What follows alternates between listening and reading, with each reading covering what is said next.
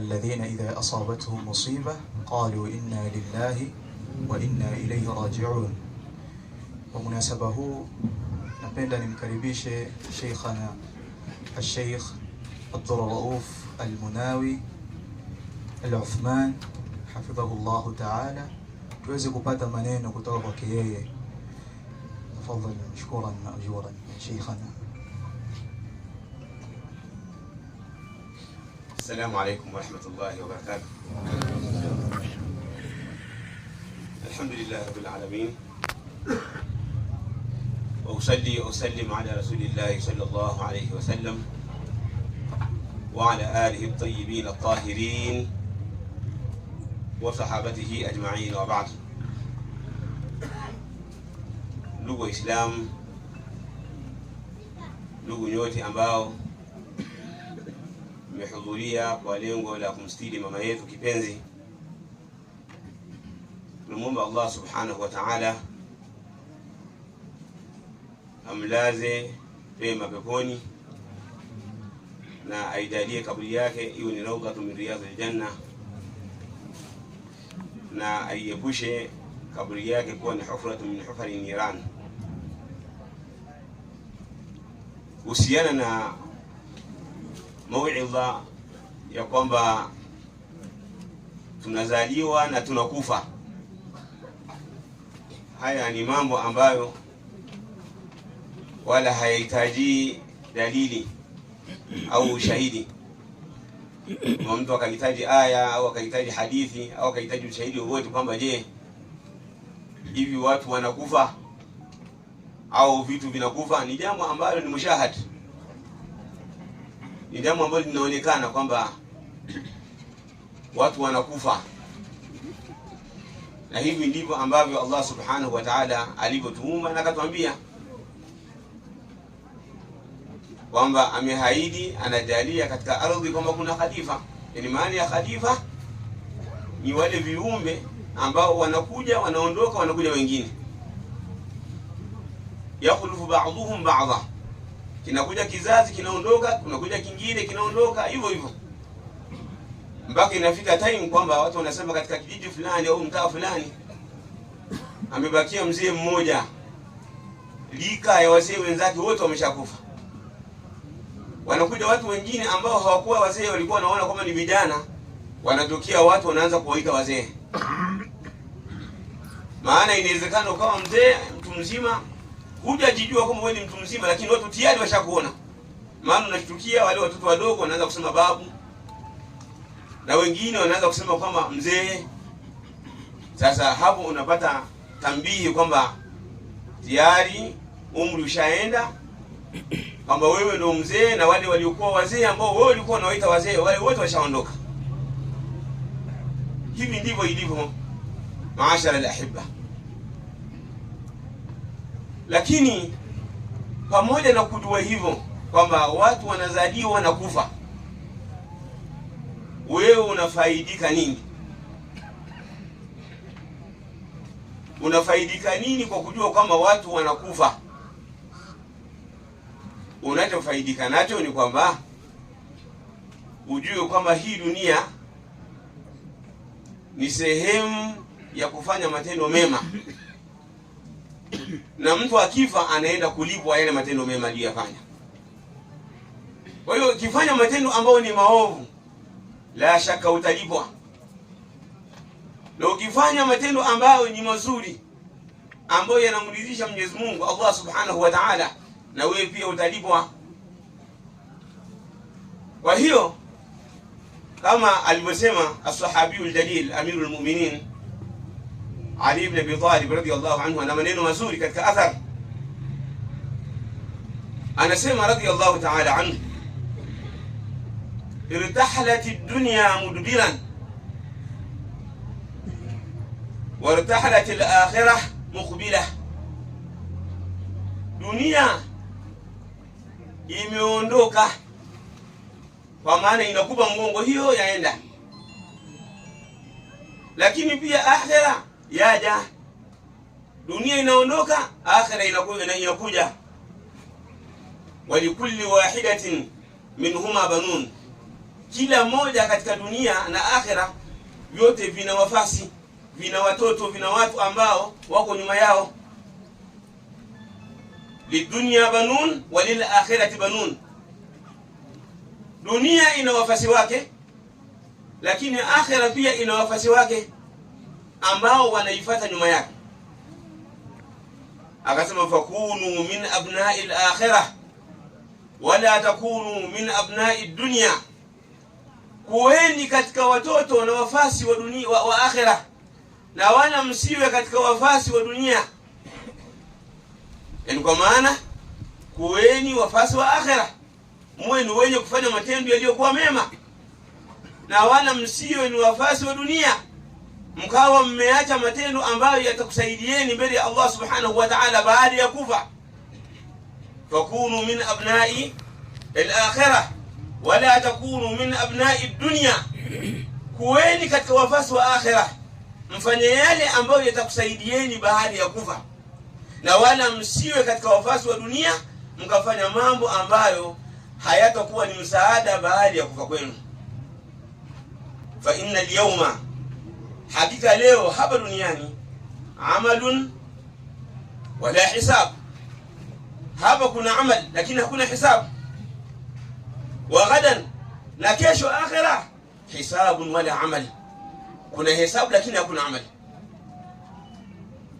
Kwa hiyo hapa unafanya matendo, lakini kwamba wakuhesabie hesabu ya kwamba unalipwa pepo au unalipwa moto, hapa duniani hakuna hesabu hiyo. Hesabu iliyopo ni ile hesabu ambayo utakutana nayo mbele ya Allah subhanahu wa ta'ala, ya kwamba wewe ulifanya matendo ambayo ima ni mema au ni maovu. Basi hapo ndipo ambapo utakapokuwa ni mwenye kuhesabiwa.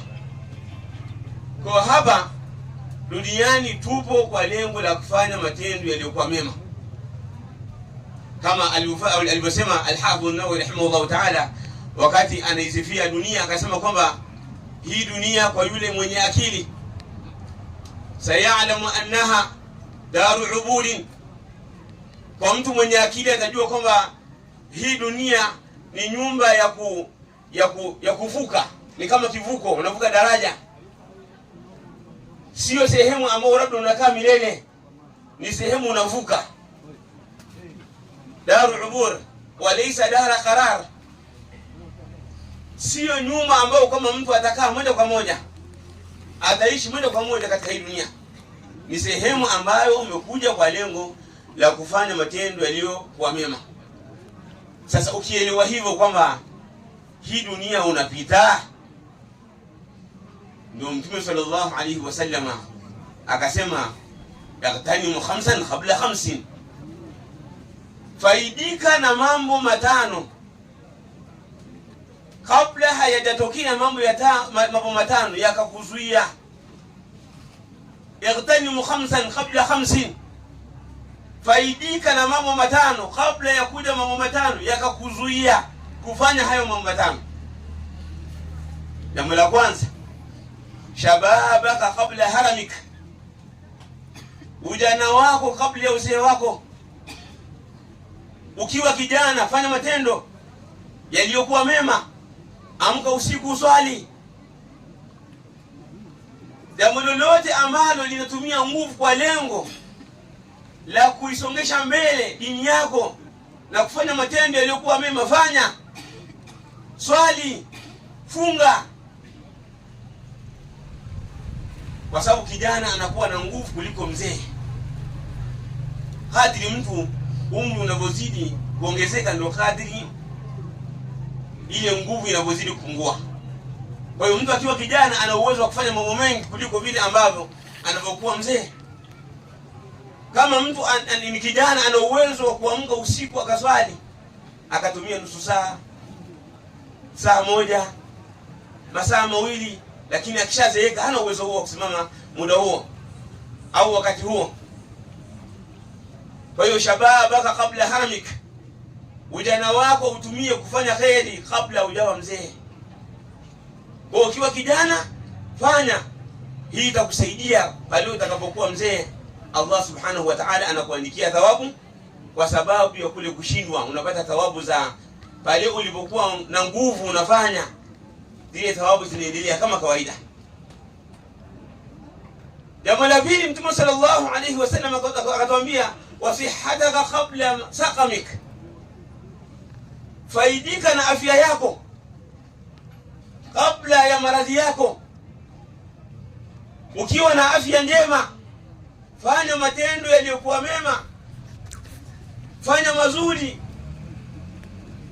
kwani utakapokuwa mgonjwa utashindwa kufanya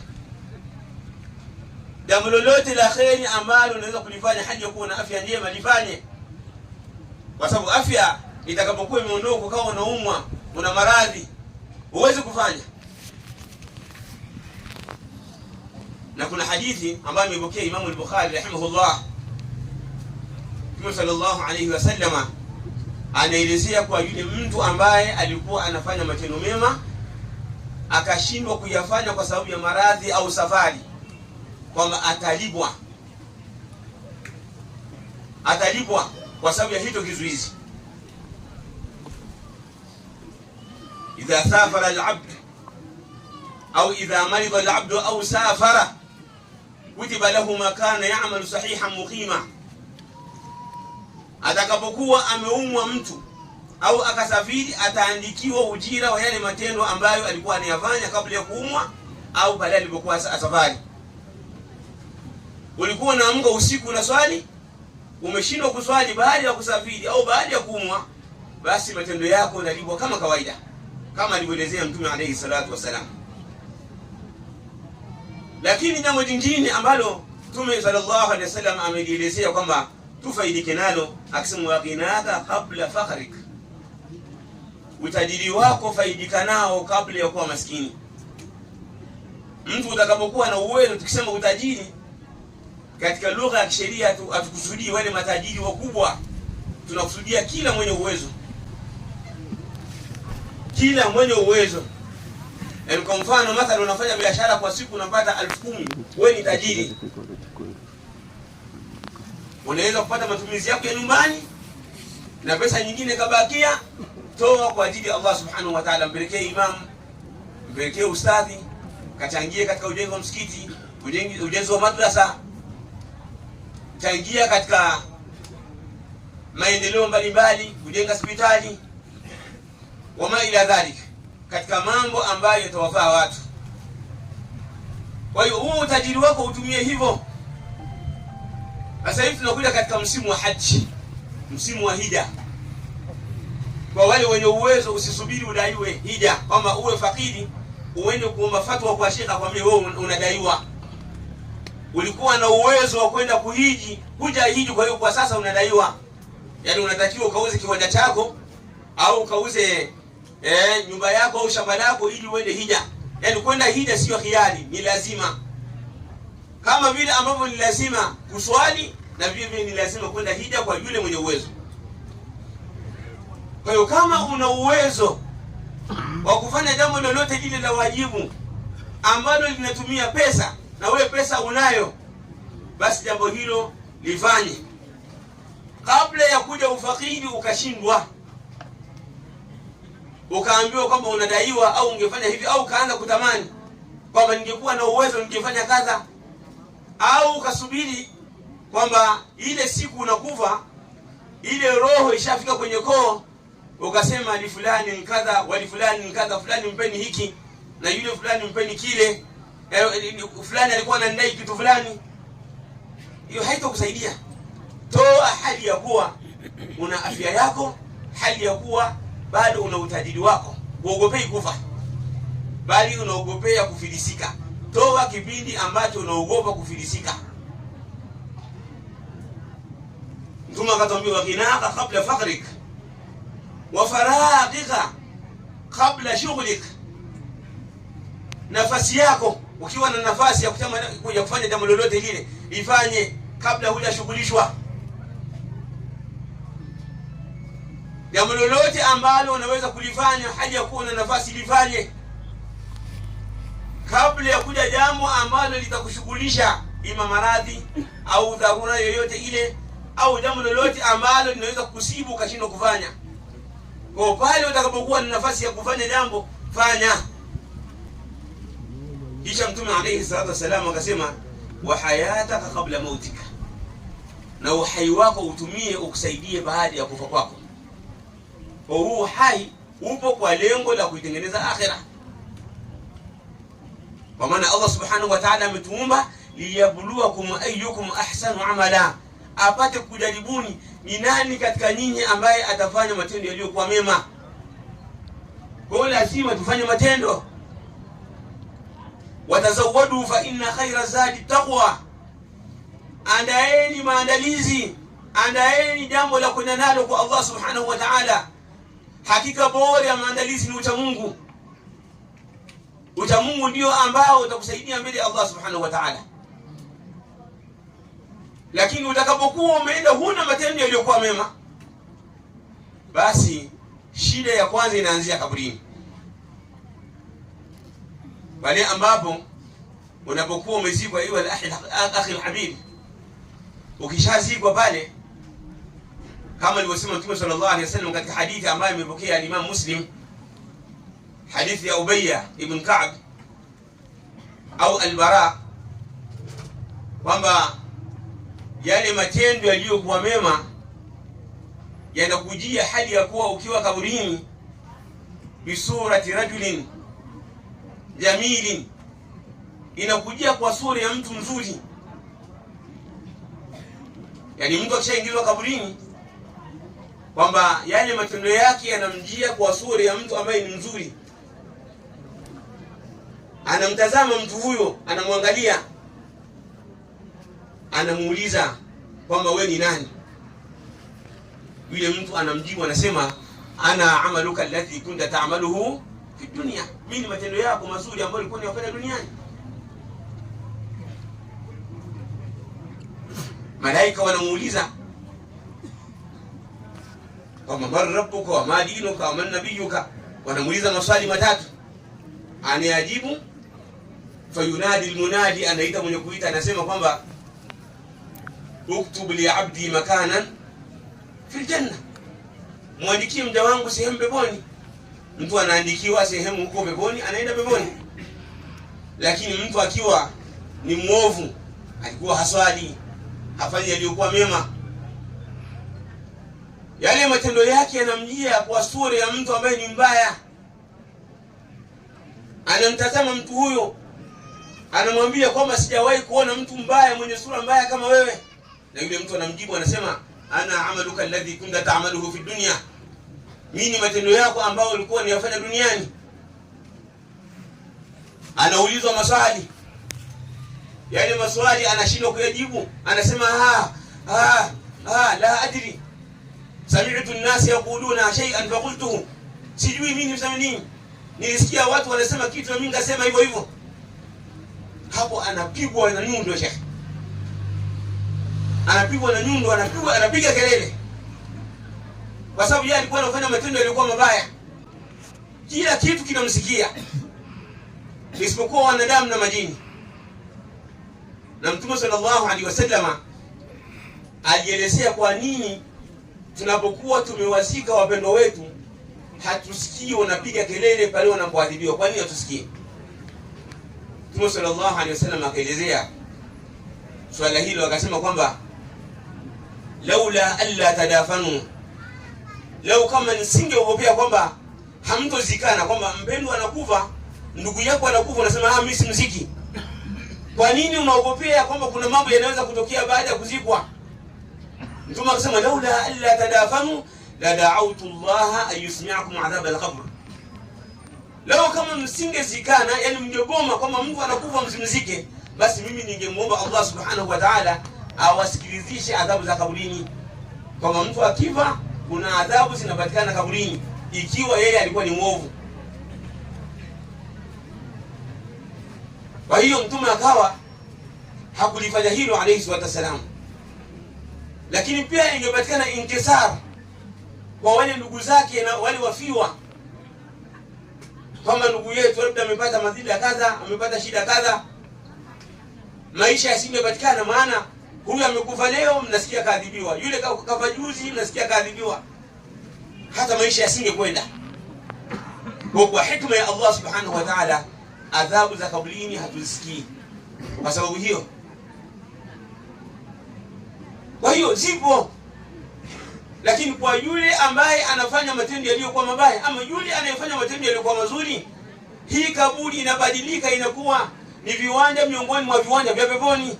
Lakini haiwezi kuwa viwanja miongoni mwa viwanja vya peponi kwa kutegemea kwamba nikifa nitaombewa dua. La, ni matendo yako mwenyewe.